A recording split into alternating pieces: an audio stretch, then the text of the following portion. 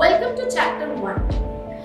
Kundli or horoscope is very famous, it's very common. Generally, we do have our horoscopes in our place, in our homes.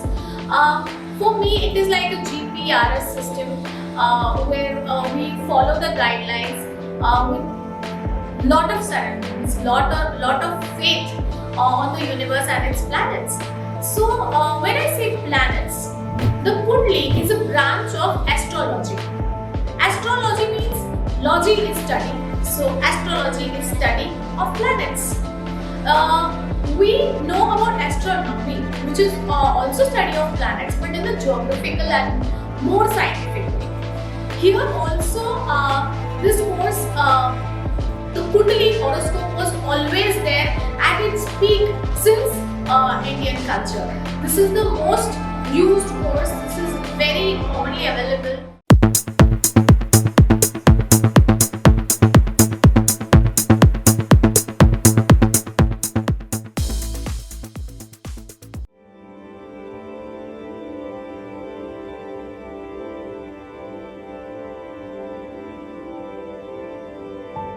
Hi, welcome to chapter 2. Here we'll be learning about the first house, second house and the third house. But before we learn the houses, I would like you all to take a paper and pen, okay, and make the diagram of the Kundli. See, the diagram is easily available on the internet also, but it's very simple. Just make a square the way you can. Don't worry, you need not be a good drawing artist. Just make a square, diagonal lines, and then a diamond in between. This is the way a Kundli is made.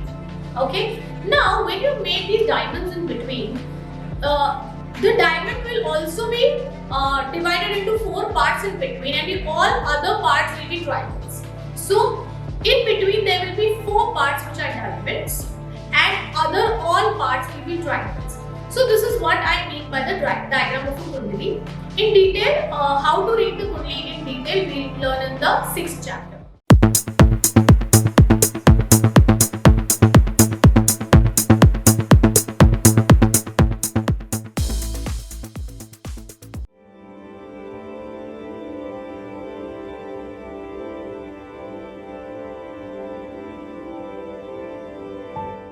Welcome to chapter 3. In chapter 3, we will be learning about the 4th house, 5th house and the 6th house.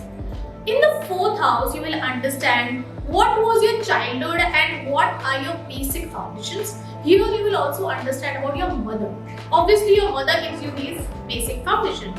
So eventually, if you know that there is Buddha here, then you know that your mother is a very nice communicator and she has communicated very well to you in the childhood. If there is Shukra in the 4th house, it means that your basics and your foundations are based on relations.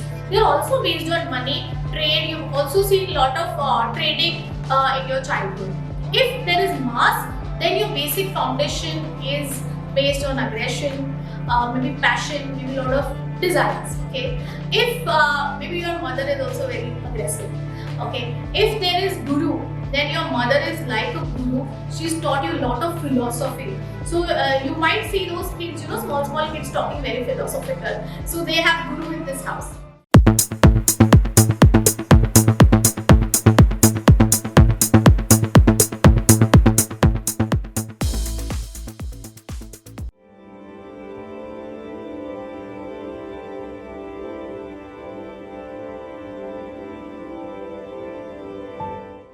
Welcome to chapter 4. Here we'll be learning about the 7th, 8th and the 9th house. The 7th house is everyone's favorite house. मेरी बीवी कैसे होगी या मेरा husband कैसे होगा? So how will my spouse be? It's the partner's house. It's the house of marriage. Rather, it's the house of long-term commitments. Okay. So for us in the human dimension, long-term commitment is marriage. So let's stick to partner. So if you have Buddha, then your partner is very talkative, rather good at communication. See, Buddha is a planet of communication. If it is Shukra, then your partner has a lot of money. He or she is very social and they like to have good relations. Okay. And Shukra and in this house means good relations and long-term relations. Okay. If if there is Mars, then obviously if Mars is there in the 7th house, means you are a Manglik. Anyway, you are a Manglik.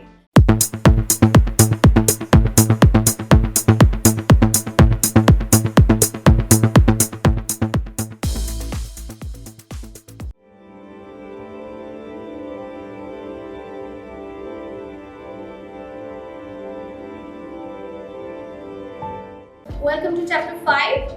That means we'll be learning about the 10th house, 11th house and the 12th house.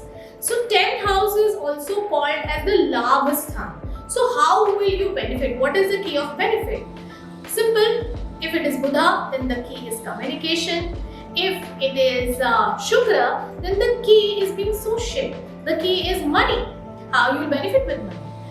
Shukra also gives you performing arts and performance, like creativity, performance. If it is Mars, then you will benefit through your aggression, through your passion, through your determination. If it is Guru, then you will benefit through advice. Taking advice also and giving advice also. That's the key to benefit. Clue to it. If it is Shani, then you will benefit by being just. Never ever take any bribe or never ever do something which is not good and not justified. Okay, don't break the rules.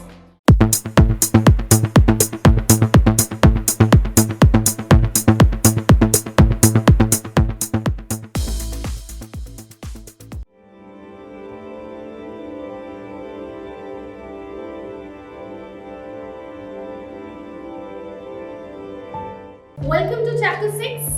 I will just give you quick tips about your Kundli. So keep your horoscope with you right now. Okay? You are a Manglik only if you see Mars or Mangal anywhere in the houses that I am going to tell you. Okay? So if you have Mars or Mangal in your 12th house, 1st house, 4th house, 7th house and 8th house. So it will make a V kind of a shape. Anywhere if you see Mangal, the planet Mangal written in your 12th house, 1st house, 4th house, 7th house and 8th house. Mangal is high in its own Rashi, okay? And if there is Mangal in the 7th house and the 1st house, then you are a highly Manglik person. Also in the 4th house, but generally we say the 12th house Mangal, 8th house Mangal and 4th house Mangal is okay.